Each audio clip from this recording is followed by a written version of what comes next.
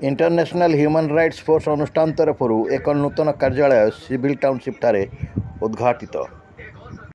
Vishwajit Mallik अध्यक्षतार Rourkela civil township ठारे एक मुख्य कार्यालय अंतर्जातीय ह्यूमन राइट्स फोर्स तरफ उद्घाटन करा जायछि। एही उद्घाटनी उत्सव में बहु मान्यगण्य व्यक्ति उपस्थित थिले। एही उद्घाटनी उत्सव में शताधिक कर्मी शपथ पाठ करा जायतिला। अन्याय देखिबु नाही, कहिबु नाही कि अन्याय सहिबु नाही, समस्त मानवों सेवा आमर धर्म बोली कहिसंती इंटरनेशनल ह्यूमन राइट्स रो प्रतिष्ठाता श्री विश्वजित मल्लिक। नमस्कार, जय हिंद, जय भारत, वंदे मातरम। मु Biswajit Mallick international human rights force organisation रो फाउंडर एंड चेयरमैन। आज आम राउरकेला सहर रे सिविल टाउनशिप रे आमे हेडक्वार्टर ऑफिस ओपनिंग रो गोटे office opening program ceremony program रखिथिलु, जहाँद्वारा कि आमर शताधिक international human rights force members माने पुरी रु, ढेंकानाल रु, अनुगोल रु, तालचेल रु, कलाहांडी रु, खोर्धा रु एमती अनेक डिस्ट्रिक्ट रु आसीथिले। आमे समस्ते आज जगन्नाथ महाप्रभु को पाखरे शपथ पाठ कलु, दीप प्रज्वलन करी एही जिनस आमे आगामी दिन में कौन करूँ तार शपथ पाठ है।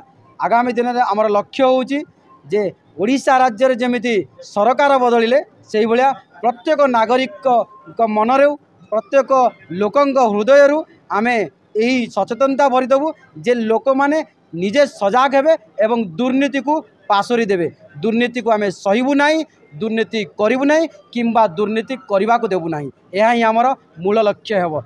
मु Jyotirmay Behera Odisha state board president अच्छी। आज्ञा आज थिला हमर actually office headquarter opening ceremony थिला, जोड़ा कि खूब धूमधाम रे होइछि। जोड़ा हमर बहुत सपोर्टेड मेंबर आछंती, खुशी लगे सेगुड़ा देखी। आउ मान्यगण्य अतिथि किछि आसीथिले।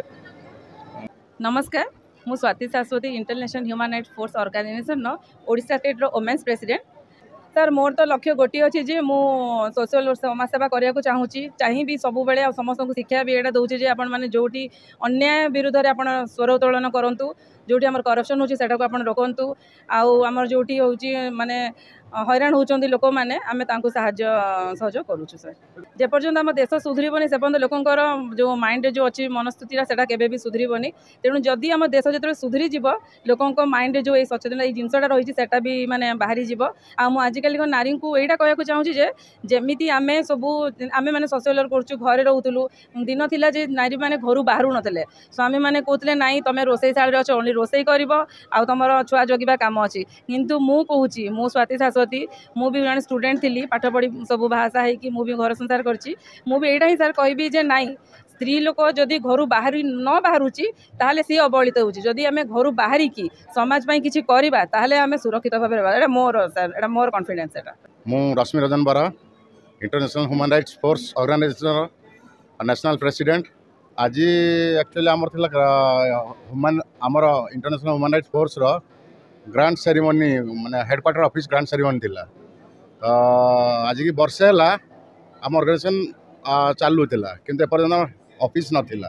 नॉर्मली आम गोटे टेम्पररी ऑफिस रे काम करथिलु, किंतु आज आम ग्रांड ओपनिंग करी ऑफिस ओपनिंग करिजु। आ बहुत लोक आछंती, बहुत खुशी लागुची। देखंतु ह्यूमन राइट्स तार माने ला गोटे लोकर मौलिक अधिकार, जो लोक तार मौलिक अधिकार पाउनी तो तापाई आम लड़ू। गोटे गरीब लोक हो कि नॉर्मल लोक हो, तार गोटे से हक ता हक पे आम लड़ू। आज दुनिया रे दुर्नीति बहुत लोक माने दुर्नीति होची, तार भी हक पे आम लड़ू। आमर मूल लक्ष्य है हक पे, लोकंर मौलिक अधिकार पे आम लड़ू।